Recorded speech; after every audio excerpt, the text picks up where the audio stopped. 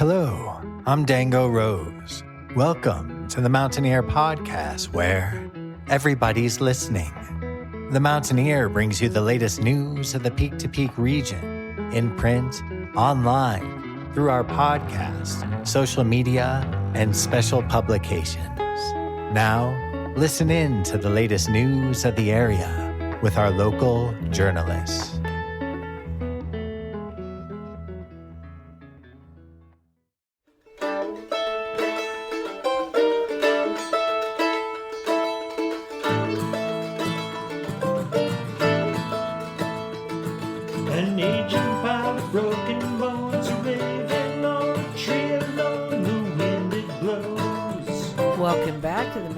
Podcast where everybody's listening.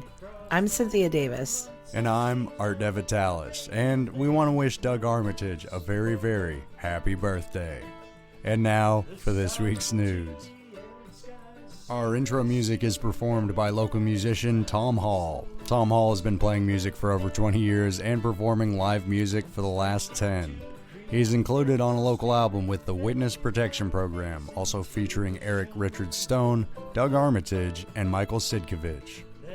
And of course, we wouldn't be able to put this together without the support of our sponsors. This episode is brought to you by Wild Bear Nature Center, Very Nice Brewing Company, Mountain Man Outdoor Store, Hardt's Backhoe, Brightwood Music, and of course, the Mountaineer newspaper.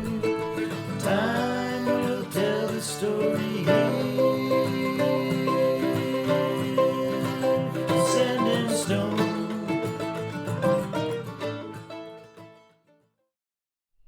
For our first story, Patrice LeBlanc interviews Chip Smith about upcoming events and projects. Hello, I am Patrice LeBlanc, and I am here with Dr. Charles Smith, affectionately known as Chip Smith in the area. I'm going to be talking to Chip about some of the things that he's been doing recently and some future events. So, Chip, welcome. Let's start with when did you come to Gilpin County? Well, good morning, and I appreciate the opportunity to participate. My wife and I have always loved the mountains, and one of our goals, we're both former music college and university professors, and one of our goals was to live in 9,000 feet in the mountains. We're both from Nebraska, and for those of you who know Nebraska summers, you understand that you don't want to be in Nebraska in the summer, so Colorado was ideal. We've been here about 20 years. We started working on our cabin about 20 years ago, and I can almost say it's about 100% done. Excellent. And in the 20 years that you've been here, tell us a couple of things that you've gotten involved with. Well, first and foremost, one of the joys of living in this area is to experience Central City Opera. We loved their seasons. We became season subscribers years ago. I was elated when the chain care chairs were removed because now it's a little more comfortable. I'm 6'4" and about 255, so I need a little bit of comfort, and when those cane chairs were removed, all of a sudden the operatic performances, which have always been consistently terrific, became more physically terrific for me to enjoy. In the 20 years I've been here, as anyone else who's a local, the changes in this community have been unbelievable. Obviously, the gaming changes. Bringing my family up for a buffet dinner always ended the complaints and the gripes because they could go to whatever station they wanted and they were full. We've had a number of growing issues. I became a volunteer firefighter with Timberline Fire, which has been a source of joy for me to be of assistance in that as a volunteer in our community. Recently, in the last 2 or 3 years, the Peak to Peak Players, the community theater group, has been formed, and a lot of really great experiences. The Belvedere Players have been formed, and their productions have been great. I've been a part of a couple of those. The community is thriving. Well, we're on hold. Unfortunately, we're all still suffering the effects of COVID a year and 7 months later. But up to that point, it's a great little community to be a part of. Lots of friends, lots of acquaintances. It's easy to get know your neighbor when they only live, just right down the block. And gosh, I need to find someone who has a skid steer. I've got a digging project, or a plumber, or an electrician. They're all there, and great community, just lovely community. Excellent. So this summer you had the opportunity to be in a Central City Opera production. Tell us a little bit about that experience. First and foremost, I was a participant in last summer's production of Carousel, the Rodgers and Hammerstein musical. I had done the lead role years ago at Summerstock, Professional Summerstock, but one of my favorite shows, one of what I consider as a masterpiece musical theater production, You'll Never Walk Alone. At the end, the second act finale is one of the most powerful musical experiences I've ever been a part of. I auditioned for Pelham Pierce and John Barrell about 2 years ago actually. Got a contract to become a principal actor in this production, and then COVID hit, and that season was canceled, and it's like, no, I waited all my life to be part of the Central City. But because it is such a good show, and they wanted to do it, Ken Kazan is the director, one of his favorite musicals, that's on his must-do bucket list, and a gracious benefactor funded an additional amount of money to produce Carousel. They included it in their 2021 season. It was unfortunately not in the Opera House. It was held at Hudson Gardens, which presented its own, let me say mildly, challenges. Not only driving, schlepping back and forth, but the weather became a problem. We had to cancel 3 matinees because sitting outside in 93-degree heat for the audience was really a problem. More of a problem for the stagehands because they couldn't get out of the harm's way, and they were running the show, and they really suffered. Wasn't so bad for the actors on stage because we're on and off, but for the people in the audience in that direct sunlight, it was a real problem. There was magical moments with this production. When it's 8 o'clock in Denver at the Hudson Gardens, the sun is down, there's that cool evening breeze, and you're outdoors in this beautiful space. Suddenly, the carousel made complete sense because the carousel, as most people know, is an outdoor activity. So it became festive in that way. Terrific cast, marvelous actors, marvelous attitude with the company members, and we all bucked up, and we drove down, and we all shared one large dressing room, which was great until the toilet facilities blew out for a couple days, and then suddenly we're using a porta potty. There were some challenges, but there was some joy as well. And again, the spirit and the community that was created by the cast was really something I had not experienced in a very long time. Usually the company become good friends and, good colleagues to work with. But there was a real sense of community that was built because of the challenges of going down to Denver, and 13 performances, 13 round trips. We had a week of challenges for our tech production week. 4 out of the 5 nights we had to shut down because of rain. And when the lightning came in and all of a sudden the rain was sort of horizontal coming in on stage, it became a safety issue for the actors. So we never really got a full run of the production until opening night. We didn't know exactly the length of the show until opening night because we had never been through it, and which became kind of a running joke for the company. Are we going to make it tonight? What are we going to discover? But then again, we got through our opening night. It was very, very successful. And what role did you play? I was contracted as a principal actor. I played 3 roles. Bascom, the town mill owner, kind of the stuffy elite.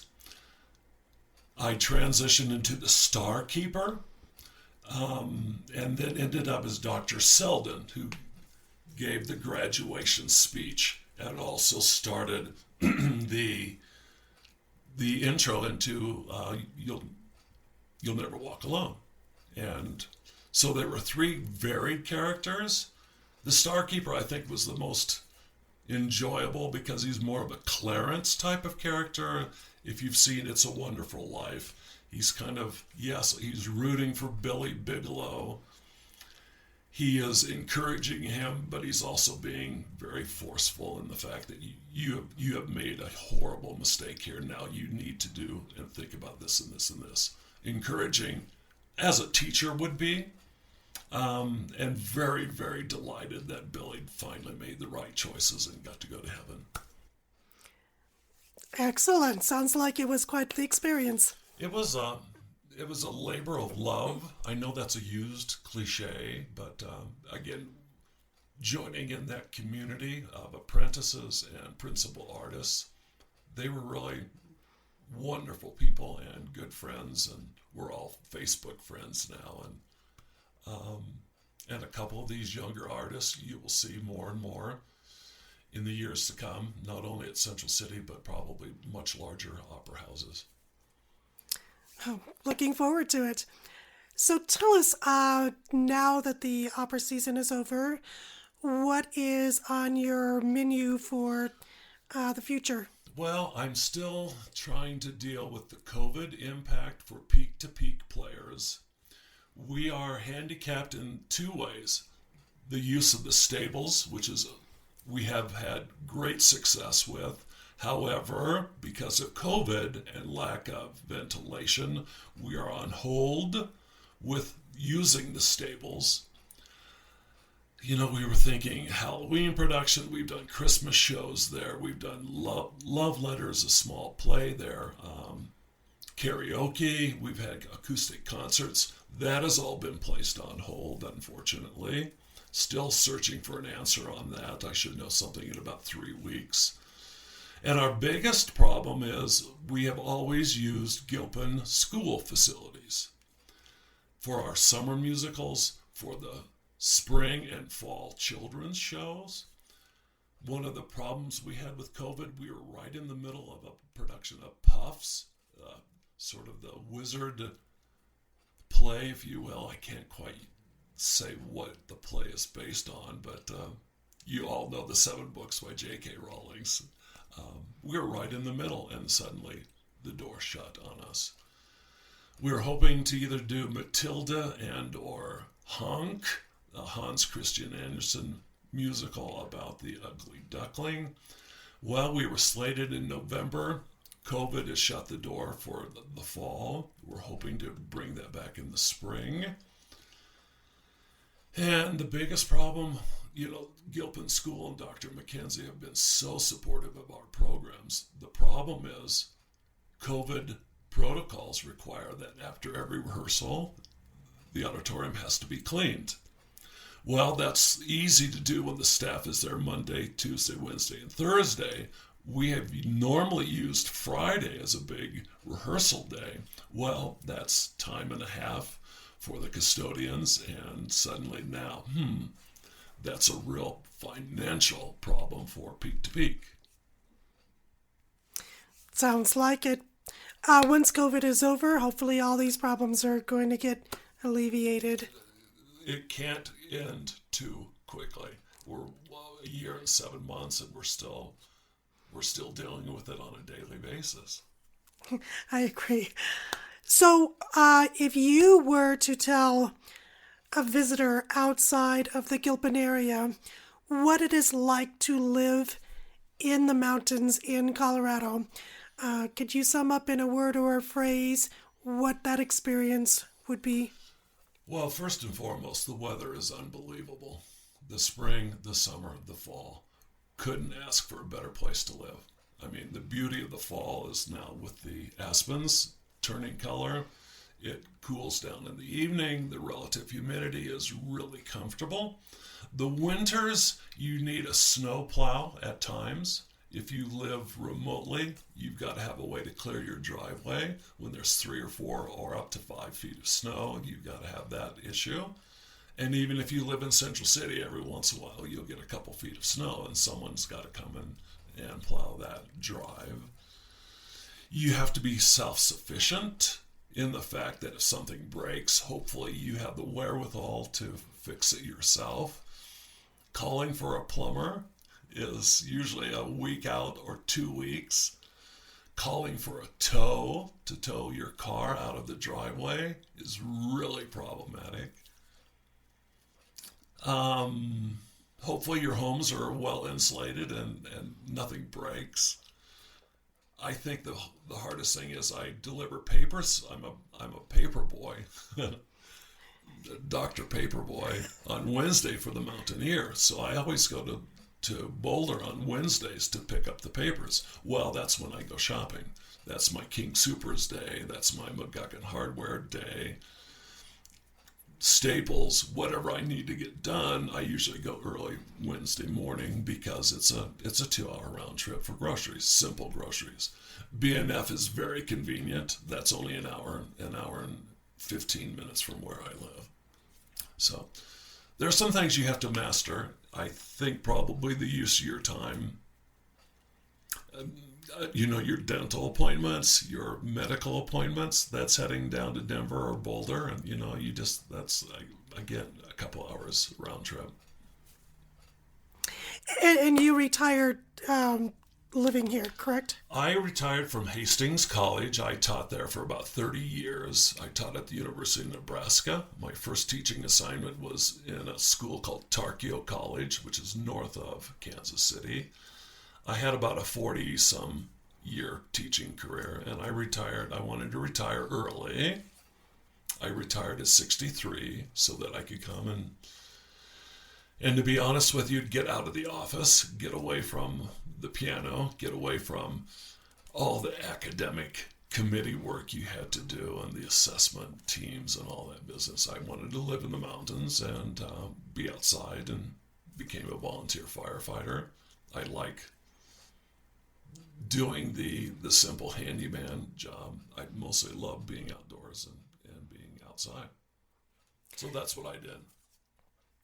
Sounds like quite the life. So, Chip, thank you so much for your time today. You're welcome. And I think you've given our listeners plenty about your involvement here in Gilpin County and what a great addition that you are here. Well, thank you. And we look forward to seeing many more of your activities to come. Thank you. Thanks, Patrice and Dr. Smith. We look forward at what's to come. Peak to Peak musicians and artists, we're looking for you. Would you like a feature story in the print edition of The Mountaineer on our podcast, website, or social media? Interviews are completed in person with our professional journalists. We're your community newspaper and podcast. Interested? Email publisher@themountaineer.com to get on the list for upcoming editions. And check out this week's full music listing, including where to be and what to see this week across the Peak to Peak region, as well as an action-packed edition full of events, government, school news, mountain folks' tales, and more. The weekly print and online edition hits stands every Thursday by noon. This week's Backdoor Theater movie is Shang-Chi, rated PG-13. The movie runs Friday and Saturday at 7 p.m., with a matinee on Saturday at 2 p.m. Brightwood Music in Nederland rents all of your needed school instruments for band and orchestra for the full school year. They also rent instruments by the day, by the week, by the month. Brightwood Music is also family owned and operated and has been a Netherlands staple for more than a decade. They are located at 20 East Lakeview Drive, Unit 109 in Nederland, and can be reached at 303-258-8863.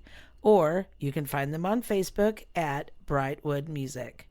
For our second story of the podcast, here's Jamie Lammers talking music with Dennon Jones. Take it away, Jamie. Hello, my name is Jamie Lammers, and this is my interview with Dennon Jones. I'm Dennon Jones.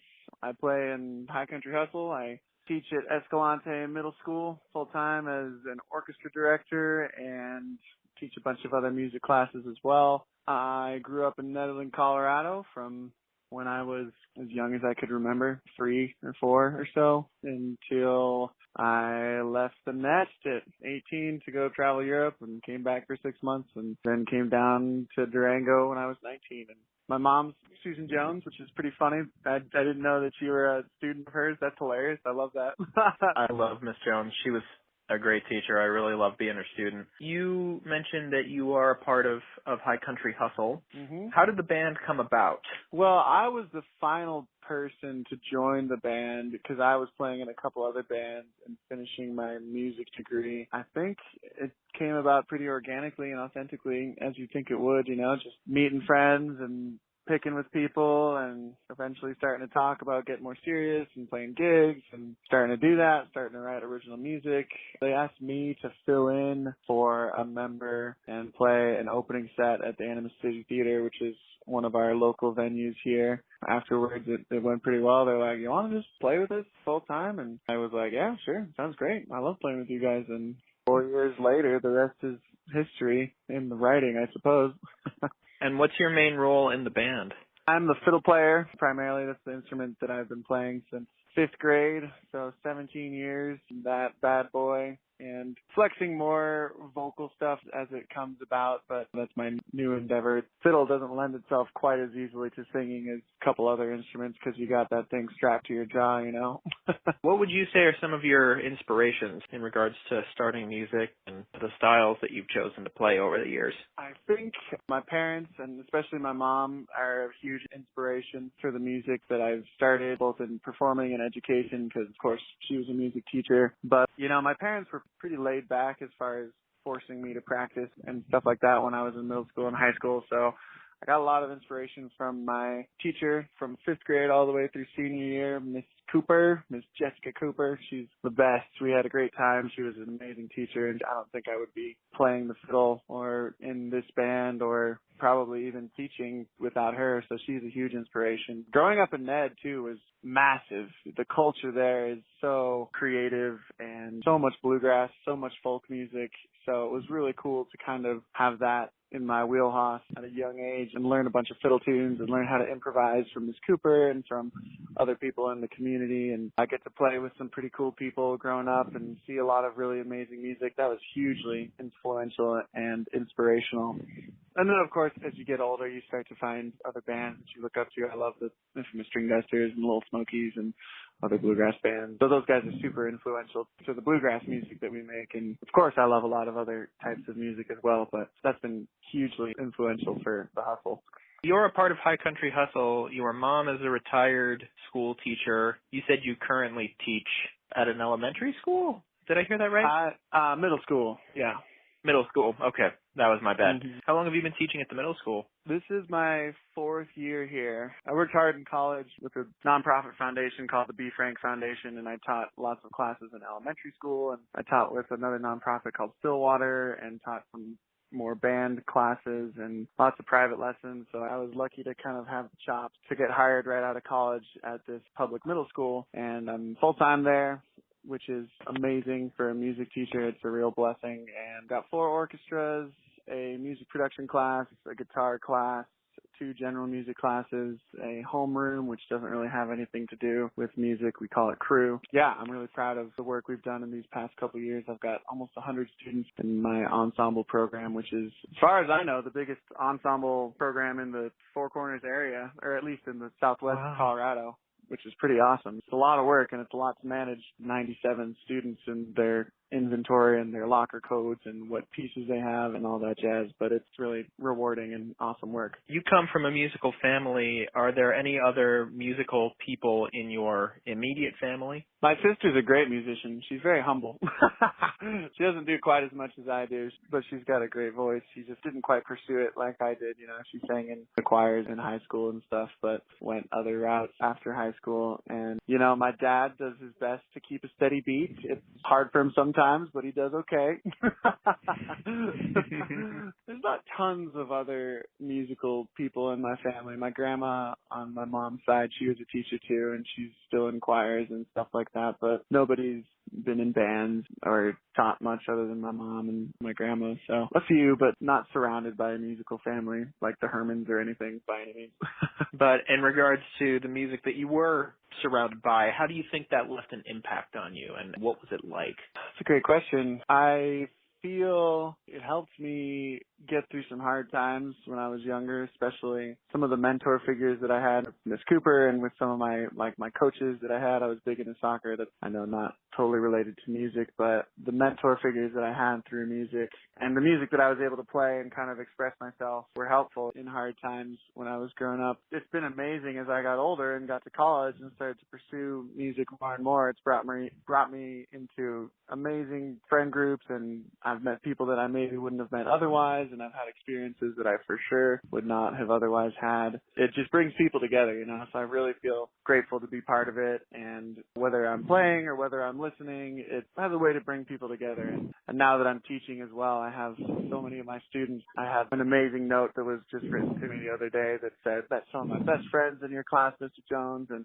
thank you for inspiring me to love music. I didn't know that I did before." And it's just really cool to help share that with students and have those experiences kind of like I had in middle school and high school. I don't think I would be here performing if it wasn't for the experiences that I had in school. So it's kind of fun. I feel like I'm giving back a little bit and hopefully giving students that opportunity to be changed and impacted by music as much as I have as well. And what would you say is the most impactful or your favorite part to you about having a life in music? I'm a very social person. I think the social aspect is really amazing, to be able to spend time with your friends and family and people that you love. And like I said, even if you're not playing music, when I come up to the front range, it's just amazing when the hustle comes up. I get to see so many of my old friends, and over the summer, both of my old soccer coaches from high school came to our gigs, and some of my old bosses and a bunch of my friends that I've had since I was 5 years old, you know, just coming out of the woodwork to see us play. And then I get to hang out, of course, and see these people that I love and really cherish and hold dear in my life. So I think it's one of the things that I appreciate and love about it the most is how it brings people together and can help just retain friendships that maybe I wouldn't have seen some of these people for who knows how long if we didn't have a little bit of an event or something to bring folks together. But that's one of my favorite things, and also how present you feel when you're doing it and you're really in the zone. It just feels almost like nothing is happening and everything is happening at the same time. I don't meditate, but I imagine maybe it would be something similar. But that feeling of just being so present in what you're doing, it's the same when I teach, you know. I feel like once I'm in that room with students, there's nothing, when we're really making music together and we're all focusing at the task at hand, I'm not thinking about anything outside of the room or anybody but the people that I'm with. And in life, it's so hard to feel present like that. And I think that's one of the most special things about music. Are there any performances that we can look forward to in the near future in the Peak to Peak area? Yeah, we got Harvest Fest coming up on October 3rd. That's going to be super fun. Our buddy Andrew Cooney is opening up for us. I've heard it's just a hoot and a half. I think we're playing in the midday. I don't have the exact times. I think it's like 12:30 to 3:30 or 12 to 3 or 11 to 2, something like that. But we've got a 3-hour set, which will be a blast. And yeah, I'm hoping to get as many of the Nedheads out, get the whole town out there to hang out, and hopefully we'll be back up to the Caribou Room at some point. We played there once, and it was just amazing. My dad's house is like less than a mile down the road, which is just a blast. I'm trying to think. Oh, we're playing the Fox, of course. We just confirmed that one. That is on December 17th, I believe. We're playing with our buddies Buffalo Commons and opening up for Morsel. It's their headlining show.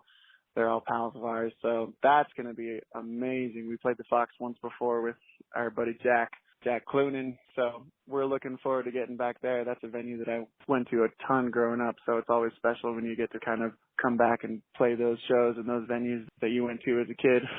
Well, I don't know if there's anything else you want to add about anything that's coming up in regards for music or anything else coming up for you.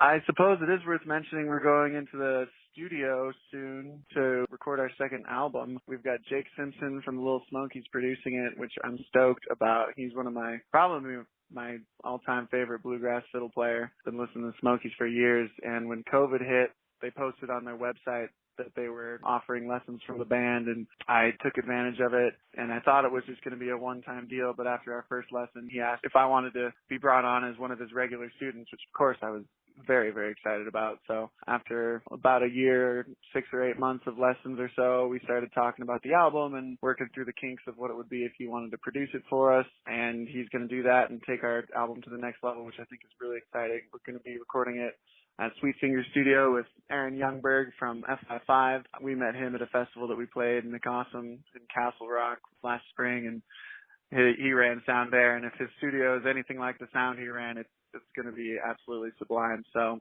we're super excited to get in the studio and record our second album, especially with some of these legends and some of these players in the bluegrass game that are going to give us some tips and advice and help take our music to the next level, we hope. Yeah, we're stoked on that. It seems like a dream come true to go into the studio and work with one of your heroes, you know? All right. Well, I think that's pretty much it for me in regards to checking in on what's happening in your music world. If there's nothing else you want to add, I want to thank you very much for coming on board and doing this interview. Yeah, thank you so much for taking the time as well, Jamie. It's an honor. I'm trying to think of the last time I was in the Mountaineer. It was probably for something with my mom when I was just a little kid, or like high school soccer or something. Thanks so much for coming on board. We're really glad you stopped by. Yeah, thanks for having me, Jamie. Say hey to Barb and everyone else out there. For sure. Thank you again, Dennon, for coming on board and joining us on this podcast. Thank you, Jamie. Do you have a business in the Peak-to-Peak region? Send us your pitch. We cover every business in the Peak-to-Peak region from Allen's Park to Central City, with all of the towns and canyons in between. Just email publisher at themountaineer.com to be included in an upcoming edition of our Business Short Takes. And for our final story today, you'll hear from Gail Watson about bookbinding, a big grant, and more. My name is Jamie Lammers, and this is my interview with Gail Watson. I am Gail Watson, former Gilpin County Commissioner, term limited after 2 terms, but I'm really talking to you about my artwork. I'm a letterpress printer and a bookbinder. I make limited edition books that are letterpress presses from the 1800s. I also make unique one-of-a-kind artist books. I'm represented by 2 book representatives, Vamp and Tramp Booksellers, and also Abecedarian Gallery in Denver. It's a little bit of a niche place in the art market. A lot of people are not that familiar with books by artists, but there are a number of collectors, and I'm quite a few university collections. If you look at my website, it'll tell you a little bit more about how I got into this and what collections I'm in. So how long have you been doing this kind of work? Since 1987. I met a woman who was a printer.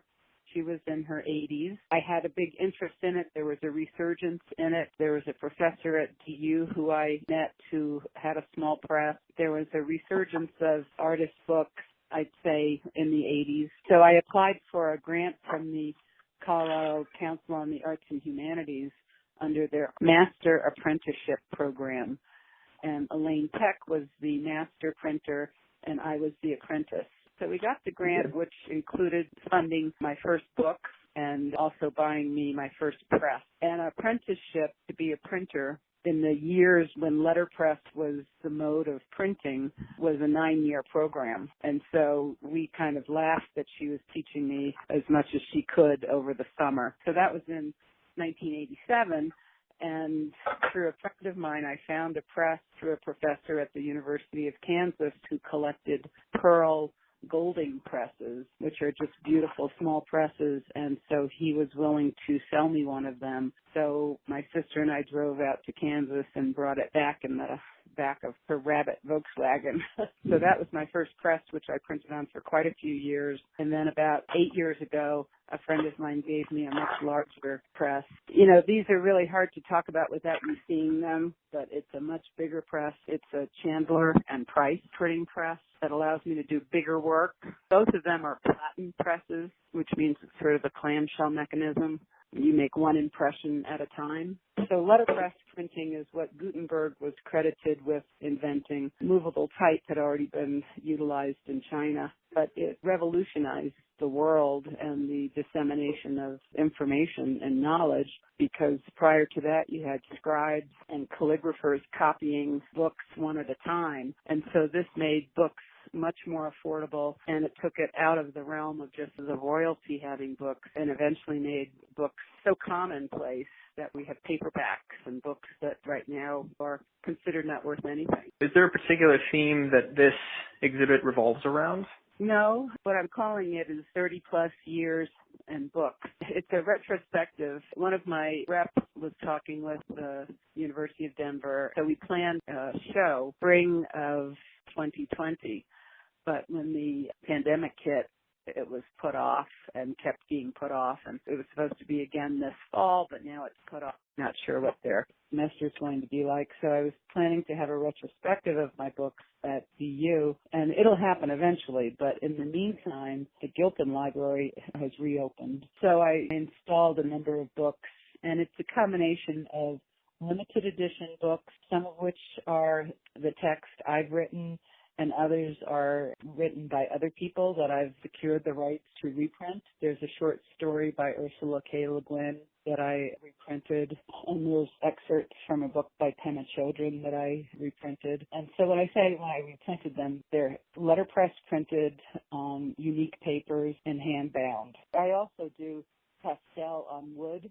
And is there anything that you're hoping visitors to this curated exhibition will be able to take away from it? Just, I guess, a little bit of an understanding of the handmade book, that there are a number of artisans who are making handmade books in traditional ways. I like to work in a lot of non-traditional materials. So for me, I see my press as a art tool, and I usually try to expand the boundaries of what people consider a book. Is there any work you're particularly proud of in this collection? There are a number of pieces that sort of stand out for me. One is a book called The Water Department, which is an aluminum specimen container. Each container has a brief text about situations or moments that brought tears to my eyes, either happy or sad. And when you read it, you get a sense of that. So it's a very alternative format, and I think it's kind of cool. Well, I think that is pretty much everything on my end. I don't know. Yeah, I mean, if you read my website, you can lift some blurbs from that. I think I can speak for everyone when I say we're excited to see it. We're always trying to get, the library, the Gilpin Library is a hub in the community, and so it's always nice when they have shows by local artists there. Should be exciting, and yeah, thank you so much for coming on board. All right, well, thanks. Thank you again, Gail, for coming on board. An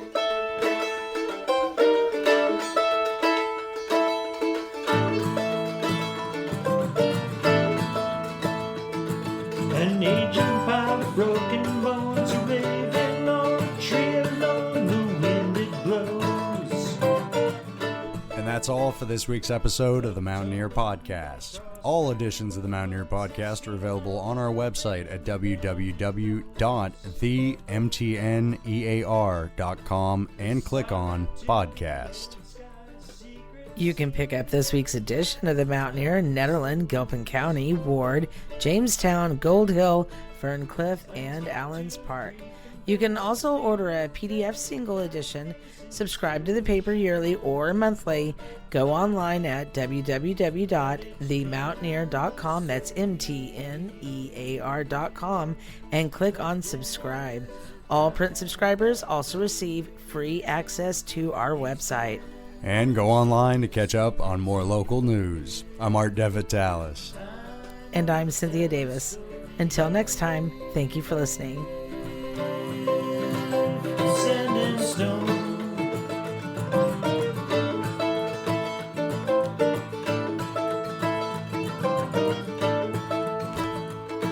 The ancient ones, they lived and died along these rivers, clear and wide, the ages roll. And mesas reaching for the clouds, people stood together proud and slowly told their story from the start of time. Through spirit worlds they did climb into the cold. They carried in what they could bring to each new world. They would sing the songs of old.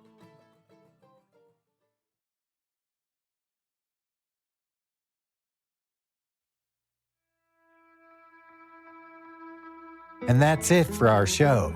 Subscribe online to get more access to more news, weekly updates to our community calendar, and a link to our YouTube channel by visiting themountaineer.com. Be sure to use the coupon code PODCAST when subscribing for a 10% discount, only available to our listeners. If you are in the local Peak to Peak area, be sure to pick up a print edition of The Mountaineer at a local business. I'm Dango Rose. Thank you for listening.